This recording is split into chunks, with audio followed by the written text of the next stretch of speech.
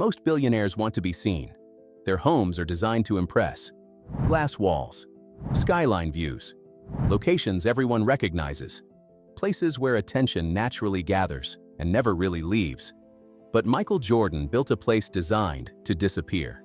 Hidden deep inside the mountains of North Carolina sits a 143-acre private ranch far from the cities, far from attention, and far from anything that could interrupt it. No paparazzi, no headlines, no public access, no case drive-bys, no unexpected arrivals. And once you understand how it's built, you'll realize this isn't just real estate. It's power, in its quietest, most controlled form. Because while most people chase visibility, this property was built to eliminate it, not reduce it, eliminate it completely. Michael Jordan owns multiple luxury properties across America, from high-profile mansions in elite neighborhoods to exclusive residences inside private golf communities. Places designed to be seen, places designed to signal status, places that exist within systems of visibility. But none of them reveal what this ranch does. Because this isn't where wealth performs. This is where wealth retreats. No cameras follow him here. No audience exists here. No expectations reach this far. And that's exactly the point. Because at a certain level, the goal isn't to upgrade your lifestyle, it's to redesign your entire environment. To build a space where nothing external interferes, where the outside world doesn't dictate your pace, your time, or your energy. And this ranch was built to do exactly that. Point 1. This isn't luxury, it's controlled isolation. Most people think wealth is about access. Access to places, access to people, access to experiences. The more access you have, the more powerful you feel. But real power comes from controlling access itself.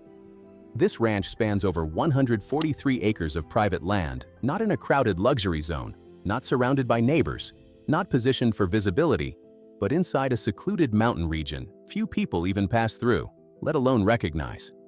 3 separate gated entry points, long private approach roads that stretch far beyond public reach. Natural elevation changes that block visibility from a distance, meaning even if you were nearby, you still wouldn't see it. Even if someone knew it existed, they still wouldn't be able to reach it easily. You don't just find this place, you're filtered before you even get close. Layer by layer, distance by distance, and that changes everything. Because now, wealth isn't about what you can reach, it's about what can't reach you. Noise, distractions, unwanted attention, uninvited presence, all removed before they even arrive. And once that shift happens, everything else starts to feel different. Because isolation alone isn't power, unless the location itself means something deeper. Point 2. The location is rooted in identity, not status. Most celebrities move toward visibility.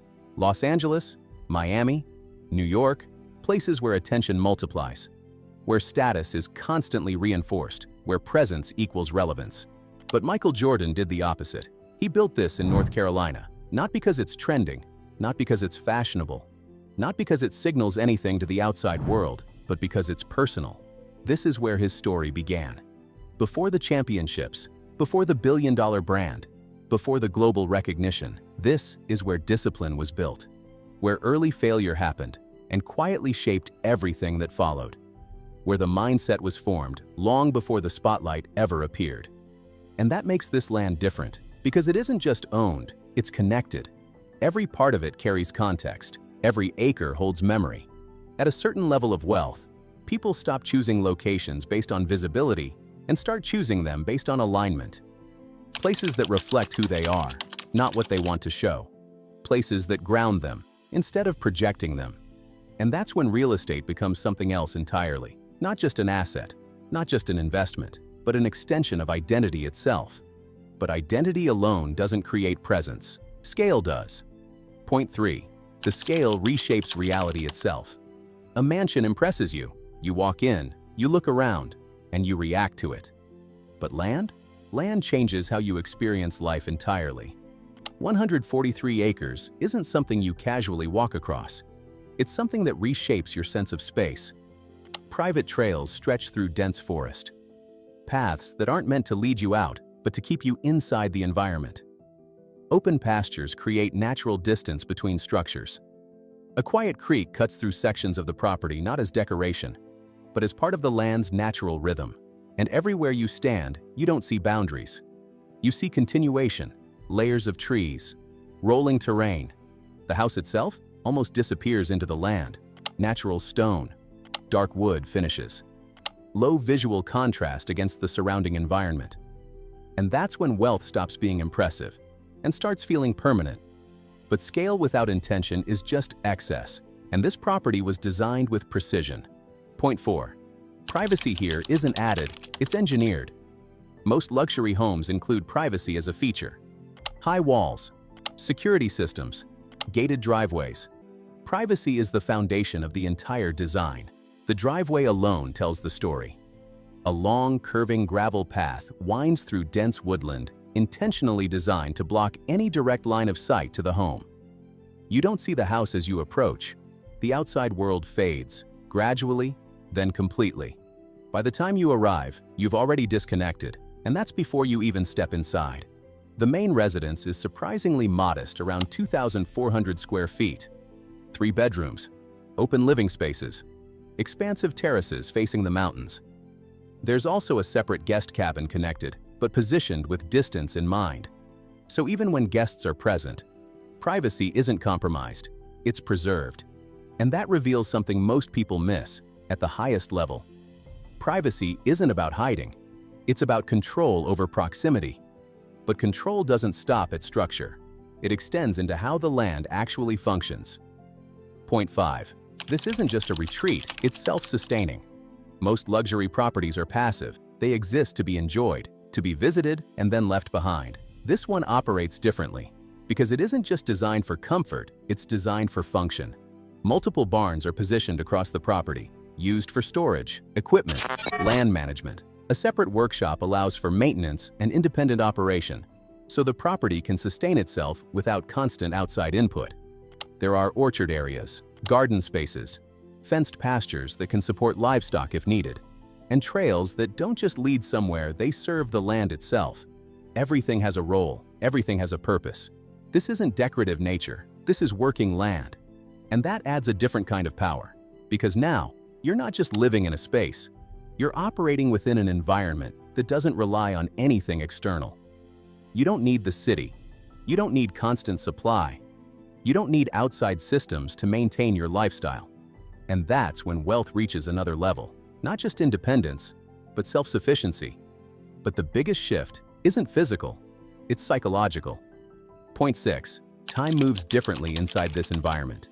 Inside this ranch, everything slows down. Not by accident, by design. The architecture supports it. High wooden ceilings open the space without overwhelming it. Exposed beams add structure without distraction. A central stone fireplace anchors the interior, creating a natural focal point that draws attention inward. Floor-to-ceiling windows pull natural light into the space, soft, diffused, never harsh. Nothing competes. Nothing demands attention. Even the outdoor areas, porches, terraces, open-air seating are designed for stillness. Not activity, not performance, not display, just presence. Because after decades of global attention, this becomes the real luxury. Silence.